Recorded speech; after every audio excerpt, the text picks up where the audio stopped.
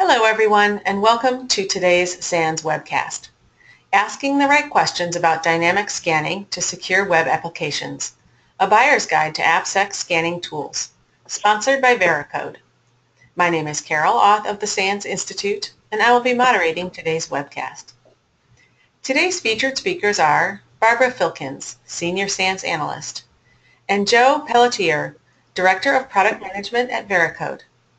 If during the webcast you have any questions for our presenters, please enter them into the questions window located on the GoToWebinar interface at any time. Please note that this webcast is being recorded, and a copy of the slides and recording of this webcast will be available for viewing later today and can be found on the SANS registration page. And with that, I'd like to hand the webcast over to Barb. Thank you, Carol. This is a follow-on presentation that really is based on a paper that we developed for Veracode, or were sponsored by Veracode earlier this year, on dynamic application security testing. Basically, we're starting off with the fact that the organization, or your organization, has made a decision to invest in DAST. We know what it is: black box versus a hacker viewpoint, or a hacker viewpoint. It validates an application from the outside without real knowledge of the internal workings. And it can expose actual exploits and application behaviors based on those exploits. And we kind of know where it sits in the overall SDLC process, whether we're doing a traditional or a more continuous development process, aka DevOps, the move towards DevSecOps. The question now is how to buy it. What do we do? How do we evaluate it? And how do we know we get what we're actually investing in during our procurement process?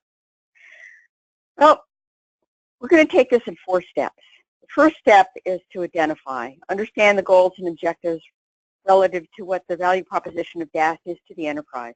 This is where you gather your background information, conduct maybe a high-level market survey, kind of a source of products to just gain an insight of what's available out there before you actually start a formal procurement process. But the major goal here is to obtain your management consensus, commitment, and budget. And as you'll see, those are important steps, because if you don't have those, as you get down into the evaluation and eventual reward process, if that commitment is not there, you may have a product that effectively languishes on the vine. The second step is to strategize. How are you going to go about evaluating what you're buying? You can look at a product, you can look at software as a service for DAST, or you might actually look at a hybrid approach. This is where you get into those developing the requirements and the evaluation criteria, so you can get an idea of what you're buying and how well it meets what your expectations are. And then you determine your approach. Are you going to put out an RFI? Are you going to put out a formal RFP? Are you just going to go with a single vendor and say, you know, they're the cat's meow, here's what I want to do? But basically, you're developing draft plans and evaluation tools. And even if you go with a sole source approach, you still need to make sure that you've got your requirements, because that leads into your next step, the evaluation. And this is not only a case where you might be comparing one vendor against another, but it also allows you to have insight into what you're going to expect after award when you actually start looking at taking that solution and tailoring it to what you need. So let's look at the steps. The first one we talked about is identify. And here's where the critical element is flagged by that red star. You want to understand what is needed for effective use of the solution, and you need to communicate those needs to your internal stakeholders. And as we're going to see in a minute, stakeholders have a wide variety of expectations. You're going to start to look at what the high-level requirements that your solution must meet. You're going to start getting a feel of whether you want a product or whether you want software as a service or something in between. And you're going to understand your organization enough, gather the background information to help the vendor size their response, and also assist your team in evaluating multiple offers, or even being able to evaluate what one offer might do. And you might conduct what is considered a high-level market study, not necessarily a survey, but kind of gathering information against those high-level requirements to refine what you're going to be looking for. You don't want to have a requirement that nobody in the market meets. as an example. So back to that communication process and addressing the stakeholder concerns. You might be looking at, let's say, 4 different types of stakeholders. Management, which is really going to be asking the questions, can we make informed decisions as to the state of application security? You know, how can we get visibility, and how will those informed decisions affect how we want to budget money or spend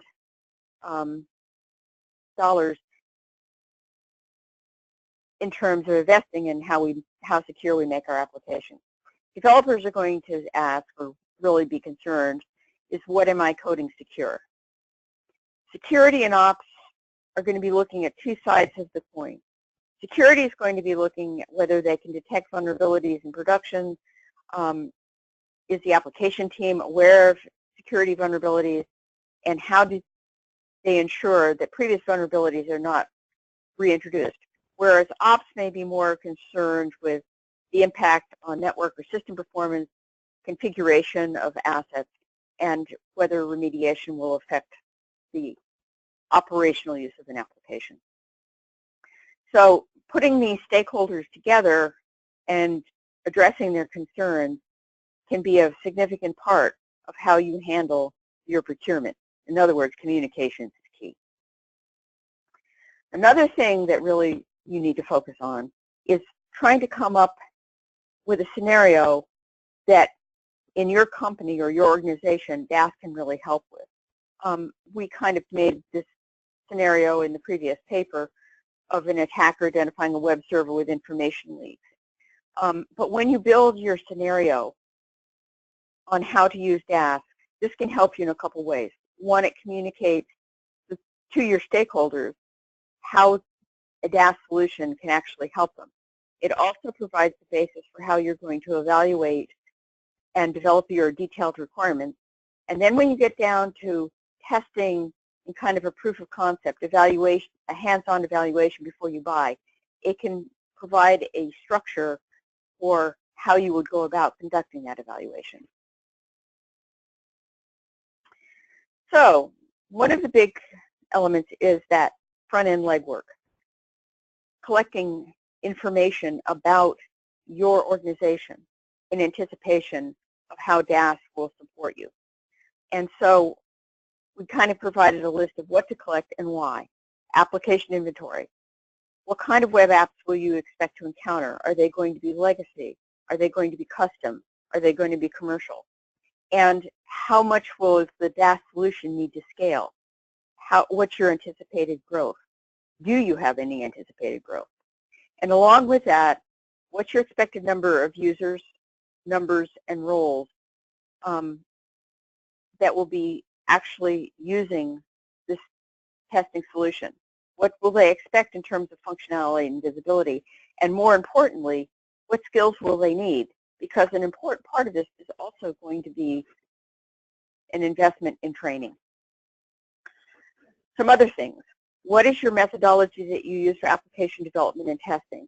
And how will the DAS solution integrate with any current development or testing platforms? It may be as simple as a data transfer in a repository, or it may be that the solution can be embedded in whatever platform you're using. What kind of automation are you anticipating? And then testing volume, which translates to how many licenses will you need and how large should the testing pool be for the SaaS if you're going to be procuring a SaaS service contract. The next step in your process is strategizing. This is where you're going to answer that question of whether the solution should be a product, a service, or a combination of both. It's going to depend on how mature your SDLC is and how much your internal team understands the processes that you're going to be using DAS for.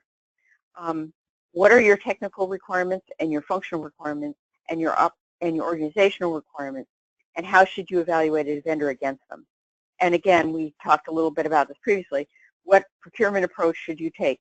Do you have a single vendor that you would like to entertain, or are you going to actually put this out as a formal competitive procurement? Or do you just want to build on that market survey with an intent to buy, so your request to the vendor community is not necessarily a formal proposal, but it's a request for information with a caveat that you may be using that to actually procure a solution. So from the standpoint of requirements, we have several categories. Product and service requirements, those are your technical and functional requirements. What platform does it run on? What kind of web application vulnerabilities are you going to test against, and so forth. Vendor support and support services. So these fall into two categories. One is I have a problem with my tool. How quickly can I get help in resolving the problem? Maybe it isn't working. Maybe it's breaking down. I can't get it to operate on my network, so forth and so on. The other thing is the services that a vendor can provide, like training, mentoring, and consulting. They can fill in the chinks in your team where you may not have the expertise in DAS. Vendor background and performance. Can or will the chosen vendor meet my demand? What can we see from other clients that they've had? Do they meet the performance criteria? And here you're going to ask the vendor to give you some vendor references, if you will. But you also might want to go outside and look at your own. Let the vendor know that, but don't necessarily say, I'm just going to take the references that the vendor provides. And then finally, the pricing and pricing model. This may sound like it's fairly simple, but in the long run, you want to be able to realistically compare prices across potential vendors. One case might be on how they actually define their licensing. You might need to do some, I'll say, creative and thoughtful approaches to make sure that you can compare the costs associated with vendor A with those of vendor B.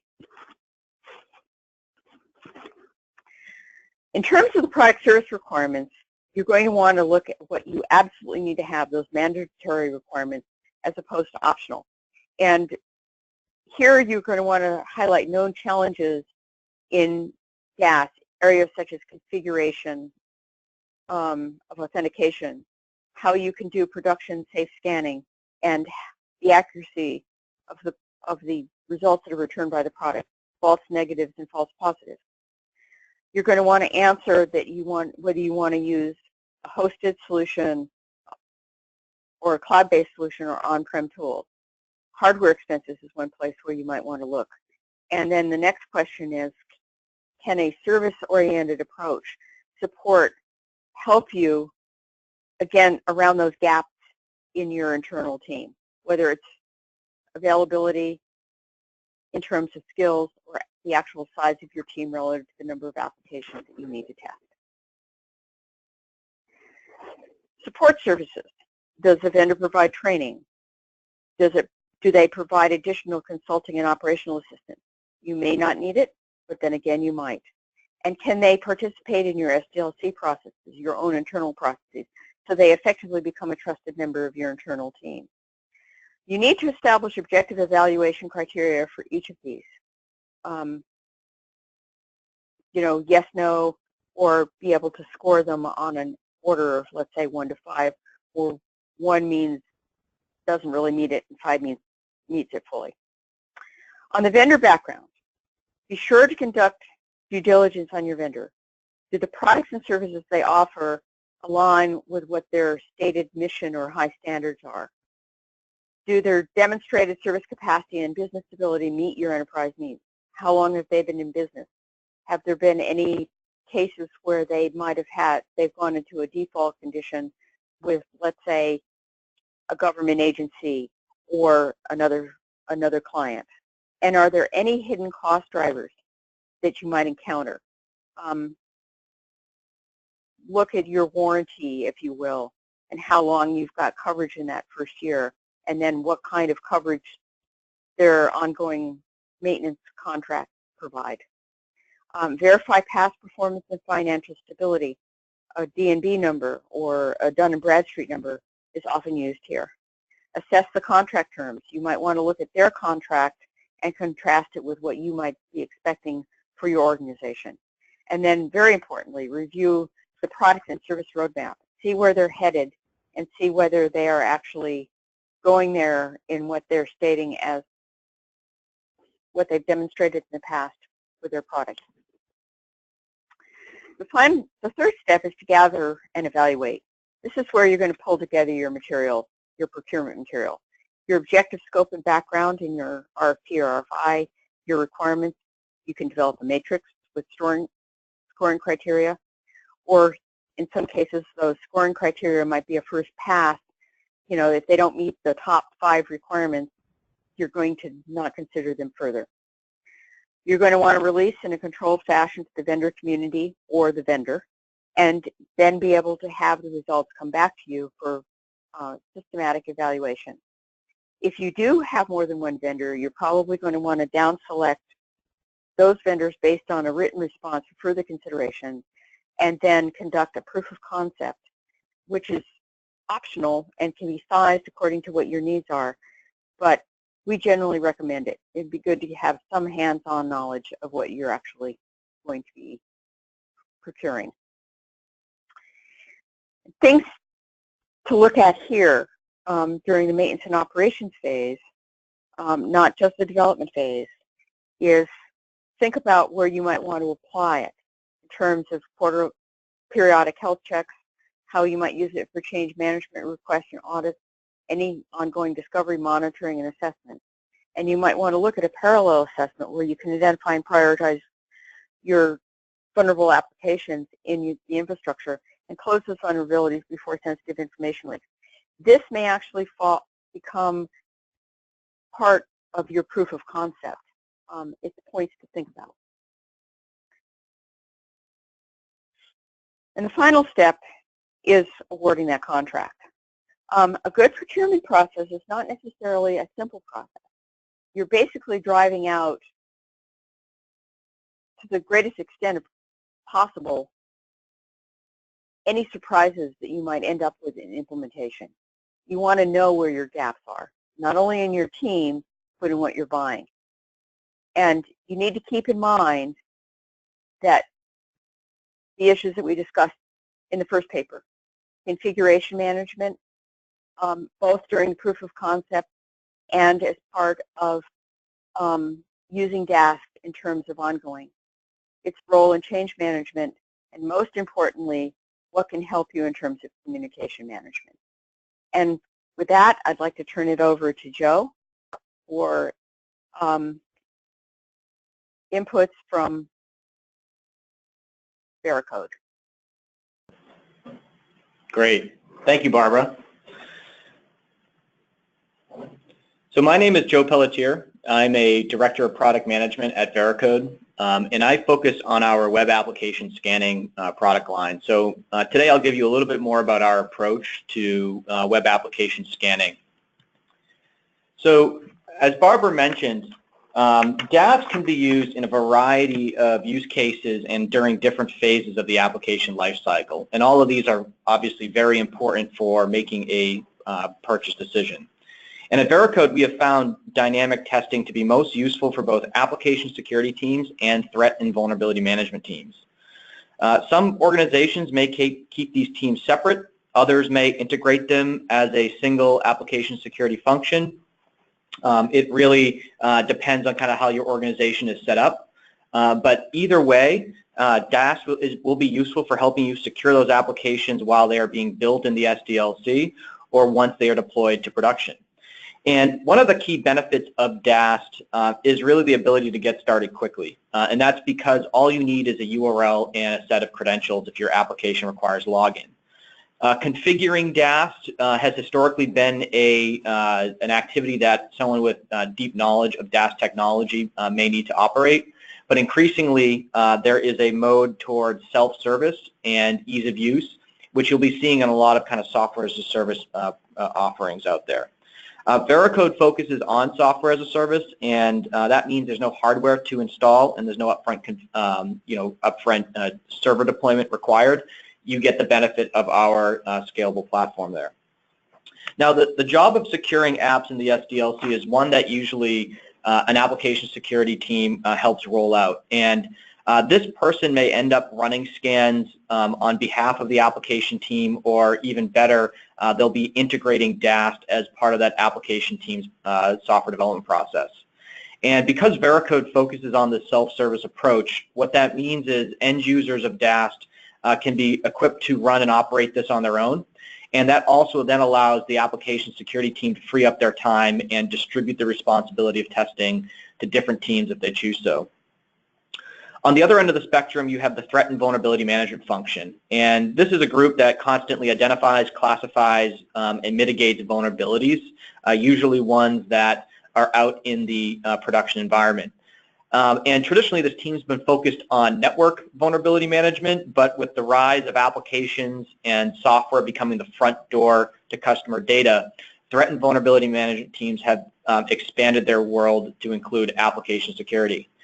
And what we found is that typically these teams are looking to understand the risk of their external web perimeter. So that means what are the websites that I have hosted on my perimeter, and what are the risk of those deployed web applications. And so we help those folks inventory their web assets through a process called discovery, and we deliver this through our software as a service platform so that there's nothing, again, to install.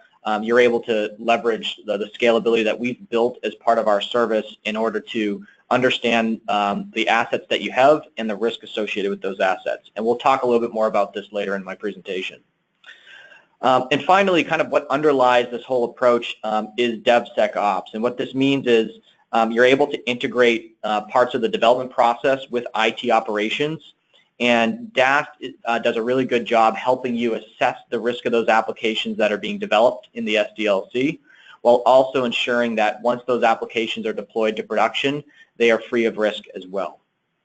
And we'll talk a little bit more about that as we move along. Now, some of the common scenarios that we see from our customers is really kind of bubbles up to three main challenges here, right? And the first main challenge is the lack of security resources. We know that cybersecurity personnel are very hard to hire and staff, and that a lot of these teams who are looking to build out their DAST program are being asked to take on more with either less staff or less budget. And so the first challenge that we see in this world is the lack of security resources. And this is an important consideration when you go to select a DAST vendor. The second is a rapidly growing application portfolio. So a lot of organizations today may be doing DAST in some way, shape, or form, focusing on their critical apps, but being able to scale beyond that and cover the entire app portfolio or the entire web perimeter is a must-have as part of your maturing the risk management function. And then the third challenge we see is basically trying to balance multiple tools serving multiple different use cases. I mentioned on the previous slide that one use case may be deploying DAST as part of an SDLC. Another use case may be using DAST technology to assess the entire web application perimeter. But in many of these cases, there's either no program or it requires expert users, and it doesn't really scale well. So those have been kind of the challenges that we see.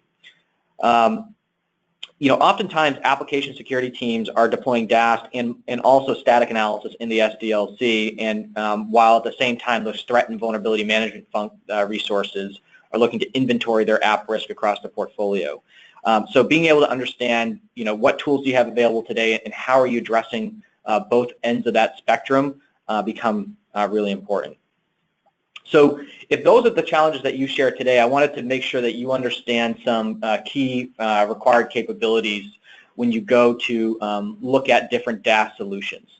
And the first one is being able to address the scalability and self-service aspects of that. As your application portfolio increases, it's important to show that you can cover more of the app portfolio and you can scale the whole program without actually adding headcount.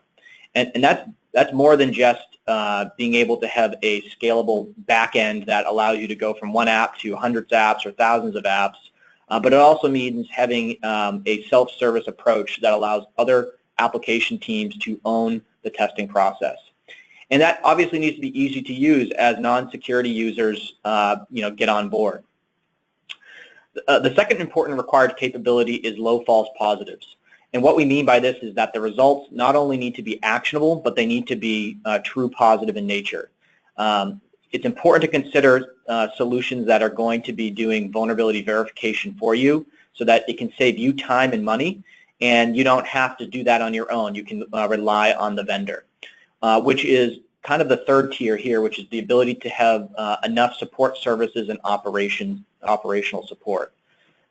In some cases, dynamic scanning requires some configuration, whether this is configuring to optimize the scan coverage and accuracy, or it's being able to build a authentication script so the scanner can log into your app.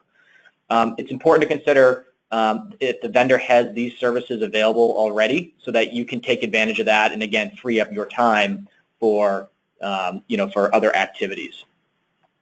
And finally, the fourth tier requirement is something we call program management. Testing is rarely a one-time activity. A lot of times when you are rolling out a DAS program, you are looking to do this on a recurring basis, and you want to be able to show real risk reduction so that as you are scanning on a frequent basis, you're able to show management how you're prioritizing and mitigating certain risk. And so being able to leverage a solution that also includes security program management can really, again, free up a lot of time and resources spent into this important process part of the solution.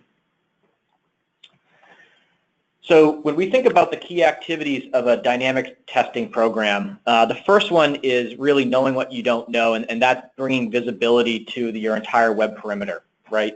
And what we mean by that is this is sometimes often overlooked. If you may have an existing application inventory, but it may not be complete, or it may also be not refreshed on a regular basis.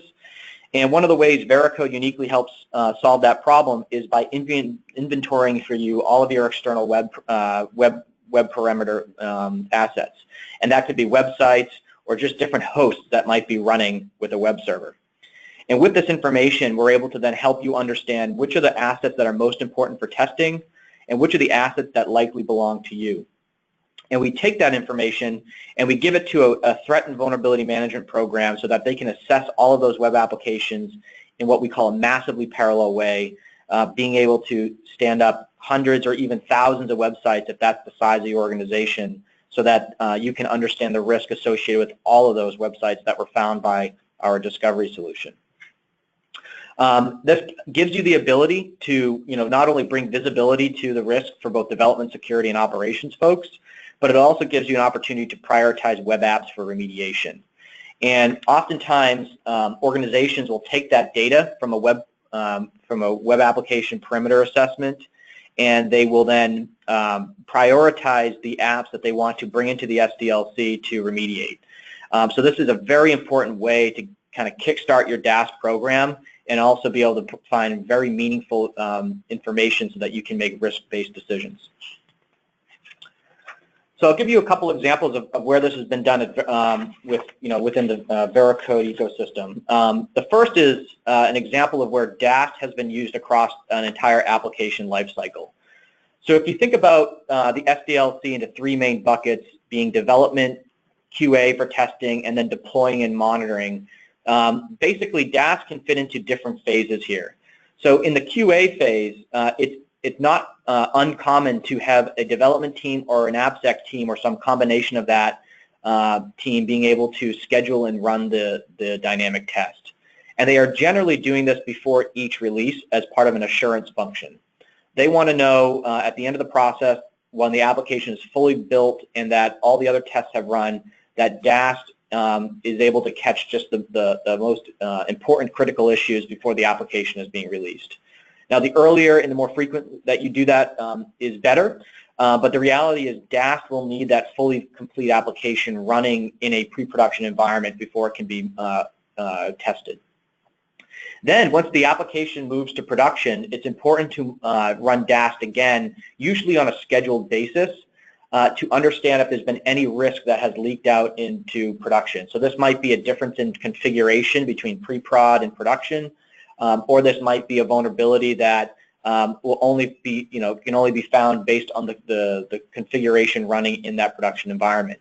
And so we think that this is an important step for running DAST as well. And typically this might be run by the threat and vulnerability management team themselves. So being able to integrate these two steps along the way is really important, and that's where Veracode offers security program management and support services and operation. Now, another case study that I want to share with you is really around mitigating brand and reputational risk. So if we think about a large consumer companies today, they may be relying on heavy use of marketing dollars to drive out web-based content. So this could be short-lived sites or marketing sites that get released, but likely not tested or likely not taken down at the end of the campaign. And a lot of times the alternatives to doing the testing, such as manual penetration testing, could be very expensive. And finally, a lot of these marketing activities might end up generating a lot of great marketing content, but it does not fall back into an asset inventory. So what these types of companies have been able to take advantage of with Veracode is the ability to do a discovery to understand what are all the websites that have been released. They've taken advantage of our scalable dynamic application security testing, which is fully automated, and it gives them insight into the risk across not only just one website, but literally hundreds or thousands of these websites that might be running on their perimeter. And so this gives a sense of what type of risk might be out there, and if there is risk, what types of sites are these, what is this site serving? The second is on the mergers and acquisition use case. And so M&A risk is something that does come up from time to time with certain large enterprises. And generally, this might be the scenario where your company is being acquired or you are acquiring another company.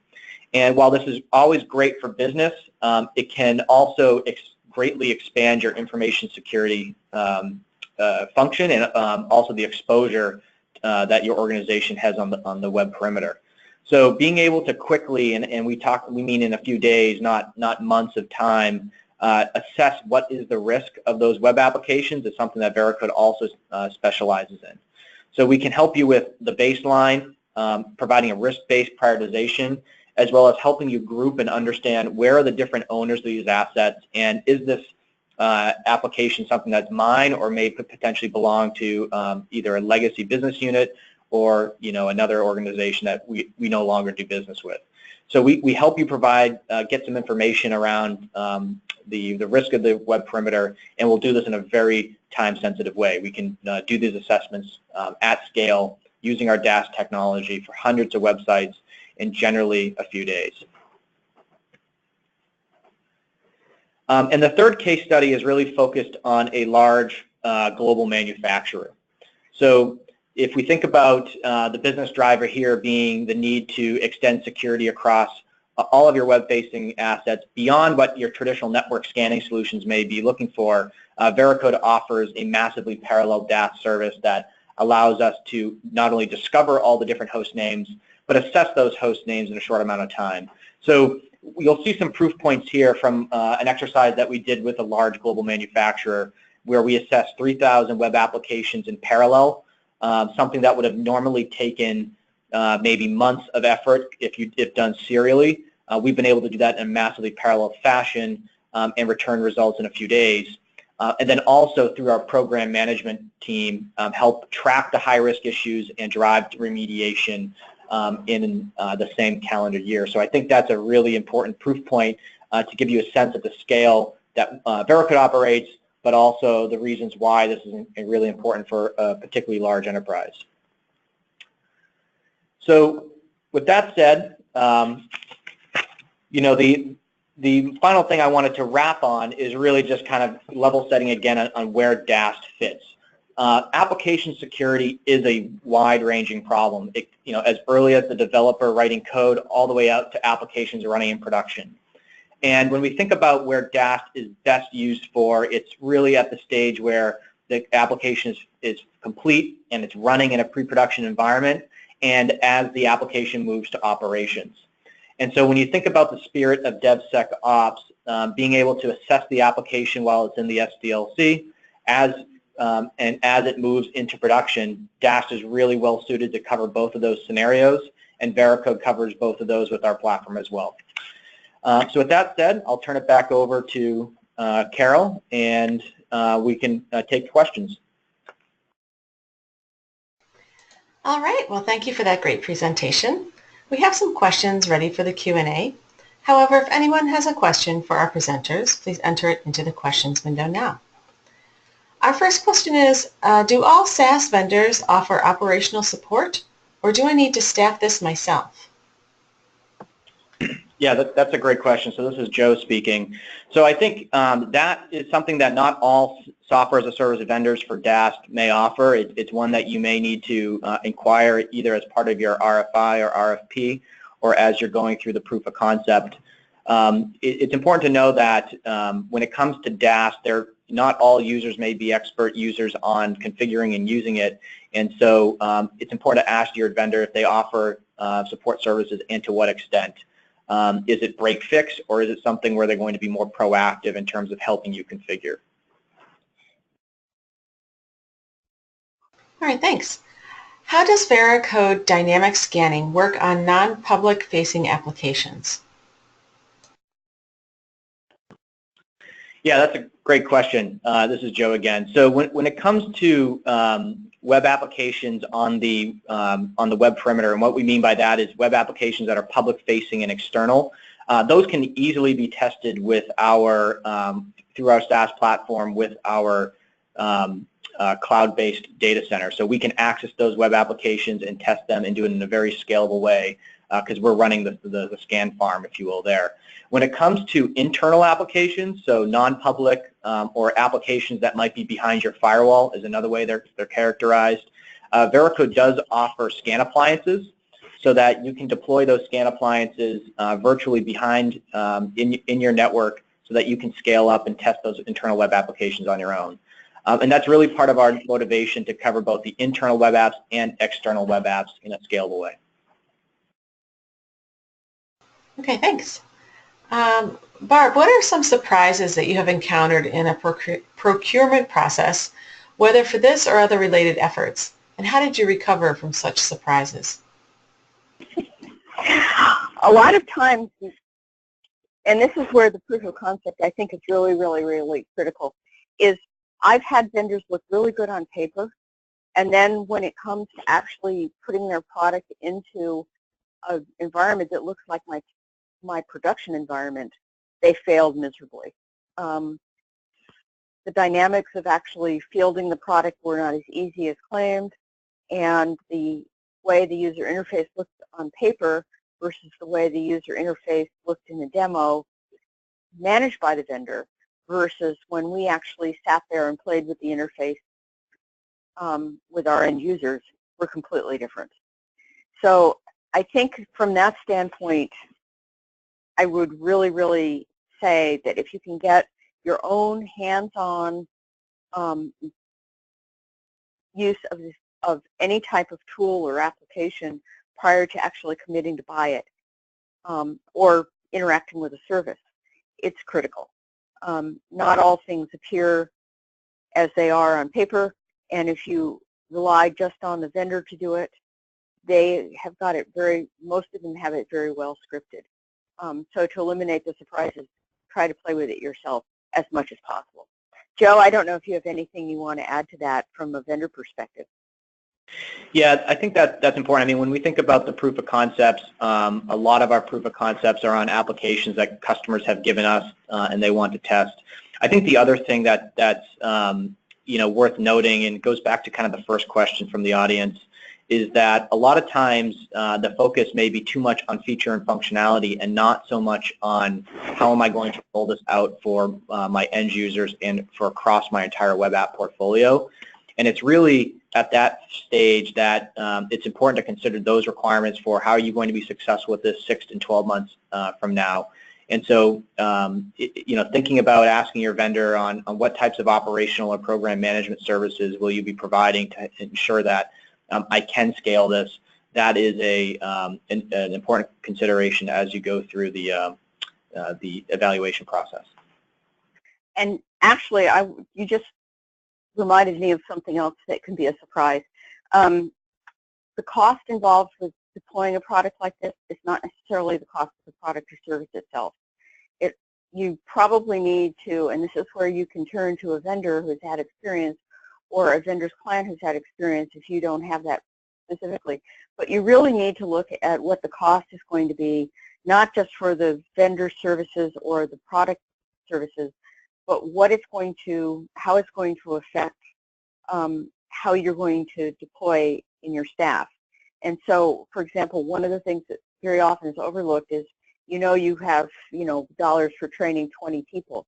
But at the same time, you also need to look at what the cost is to the organization for taking those 20 people out of their day-to-day job for 1 or 2 days or a week or whatever and have them go to training. So there's going to be kind of a roll-off in productivity just because they're not at their normal workstation. So there's things like that that you need to try to build in even before you start the procurement so you can anticipate those costs and you don't get caught downstream when your management says, you told me it was going to cost $50,000, but it's really costing $100,000. What gives? All right, thank you both. Do all DAST solutions include website discovery, or is this unique to SAP? Yeah, I'll take that one. This is Joe from Veracode. So website discovery is something that is not available with all SaaS solutions. There's sometimes folks will look at things like port scanning, and that's an important technology, but it's not necessarily the same exact thing as website discovery. What website discovery focuses on is being able to identify unique running web applications. And it's possible that you may have multiple web applications even running on the same IP address. And so that's really what website discovery is being able to focus on, is what's that web app, not so much what's that open port on a given IP. So Veracode does offer it, but it's one of those things that you will want to include in your assessment and evaluation so that you can ensure that important required capability is being included. Okay, thank you. What is meant by a high-level market study? I think from my I'll take that one, Mrs. Barb. I think what it normally means is you can do a survey, and we had some discussions on this relative when we were developing the paper. But really a study is going to take into account what you've established for your, you go in, you get an idea of what DAST is. You come up with your high-level requirements, like the number of sites that you might have internally, whether you want a product or a service. But then what you do is you take those and you look across what is available out there in terms of the vendors for DAST solutions and start to really understand what is available in the market versus, let's say, what your perception might be. So it's not an in-depth look at products relative to your requirements, but it's more getting a feeling of who can meet your requirements, whether your high-level concept of requirements is sound, and then as a final step, who you might actually want to include when you issue your procurement, whether it's an RFP or an RFI. Thanks, Barb. What should be done first on an already existing web app, SAST or DAST? Yeah, that's a good question. I'll take this. This is Joe. So static analysis is an adjacent technology to DAST. They're used, static and dynamic are generally used together as part of an application security program. The benefit that static analysis has is that it can be used earlier in the development process when the application may not be complete just yet, or if you want to integrate application security into the early phases around this continuous integration stage or the build stage. That's where static is best deployed. When it comes to DAST, it really kicks in once the application is deployed into a pre-production environment like QA or staging. So it generally comes after static, but that's where it's able to provide you kind of from the outside in hacker perspective of what could a hacker see and exploit as part of the web app. So both are used in a very complementary way, but static is usually deployed in an earlier part of the SDLC. All right, thanks, Joe. Why should I test production if I'm already using DAST in QA staging? Yeah, that's another great question. So we've seen, as I mentioned earlier, we see usually two different types of departments in the security function at a company. Threat and vulnerability management generally focuses on being able to assess a wide number of web apps, usually in production, and the application security team, while they do care about that, is generally looking to deploy dynamic testing as part of the SDLC. Now, if you are testing the application as part of the SDLC, that's great. You're able to really find these issues before you deploy it. But sometimes there might be differences in configuration between pre-production and staging and production. The data might be different. You have test data in QA, real data in production, and you also may have different operational configurations on the web app itself. So it's important to be able to understand what risk may exist out there in production, either as a result of a different configuration or the application is legacy and hasn't been updated in a long time, and what type of risk might be lingering out there that you should be getting in front of. So I think there's really important reasons for production testing in addition to existing QA testing and QA and staging. All right, thanks, Joe.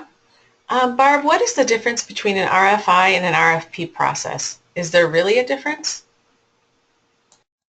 There really is a difference, and in fact, you'll see in some of, I'll say, government agencies that they will define the two slightly different. But a request for proposal is usually a much more in-depth and a much more contractually, well, much more intense process, at least for the agency that's procuring. And what happens a lot of time is you'll see organizations put out what they will call as a request for information. The requirements are not stated as strictly. The evaluation criteria is not necessarily included as formally. And there will be somewhere in there the wording that says, this is a request for information. We're just gathering sources of information for an eventual procurement, but we do reserve the right to possibly award off of the RFI. So from a governmental side of things, it's probably a lot more formally defined than it might be for a private organization, but private organizations should look at a request for information as potentially another way of gathering information for actually buying a product. They don't have to go all the way through the more formal process of proposal development. All right, thanks, Barb. Well, that was our last question. Do either of you have any closing thoughts?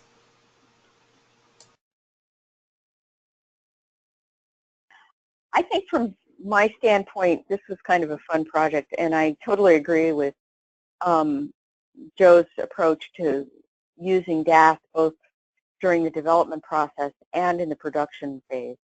Very often maintaining, as I said, maintaining that configuration or having some idea of what the configuration might be in a running application is really important in today's environment. It's not quite the same as doing vulnerability testing.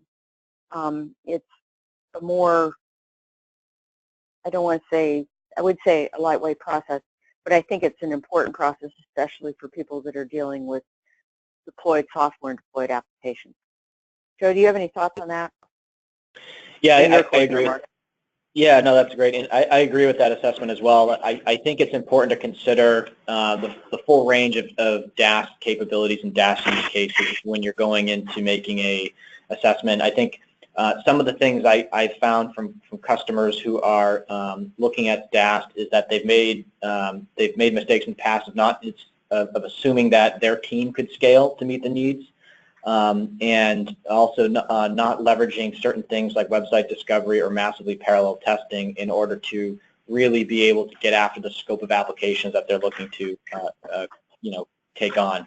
And so I think there's hopefully this provides some insight in terms of the additional required capabilities and approaches that have made many customers successful with DAST.